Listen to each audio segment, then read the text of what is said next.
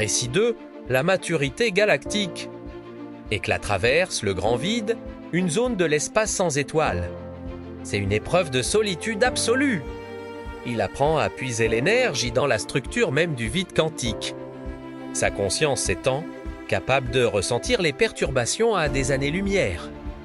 Il capte un signal de détresse d'une alliance de planètes libres. L'Empire de la Matière Noire lance une offensive majeure. Éclat comprend que le temps de l'observation est terminé. Il doit devenir un protecteur. Gaspard, le mage ingénieur, le retrouve dans une station spatiale cachée. Il n'offre pas d'armes, mais une amélioration du bouclier de plasma invisible. Il apprend à Éclat à projeter ce bouclier non seulement pour lui-même, mais pour protéger des flottes entières. C'est le pouvoir de la défense collective. L'Empire attaque Xylo, une planète de cristal. Éclat arrive, sa présence seule déstabilisant les capteurs ennemis. Il déploie son bouclier, absorbant les tirs de canon dévastateurs. D'un simple geste, il manipule la gravité pour dévier les astéroïdes que l'ennemi envoie. La bataille est gagnée sans qu'il n'ait besoin d'attaquer directement. Après la bataille, les habitants de Xylo le vénèrent comme un dieu. Éclat ressent leur peur et leur adoration. Il comprend le danger du pouvoir absolu.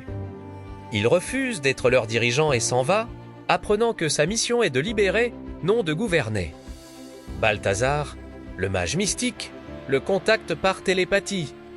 L'empereur de la matière Noire tente de corrompre l'esprit d'Éclat.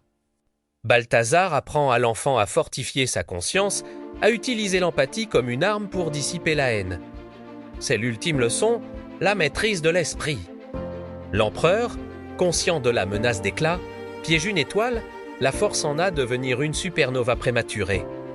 Éclat doit choisir, poursuivre l'ennemi ou sauver les systèmes stellaires voisins. Il choisit de sauver. En utilisant toutes ses capacités, il absorbe l'énergie de l'explosion, la transformant en une éruption de lumière inoffensive. L'effort est colossal.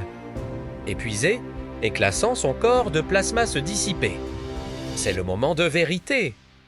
Plutôt que de mourir, il choisit de s'unifier.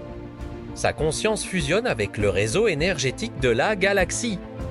Il devient, non plus un être localisé, mais une présence. Il est partout et nulle part. Sous sa nouvelle forme, Éclat confronte l'empereur de la matière noire.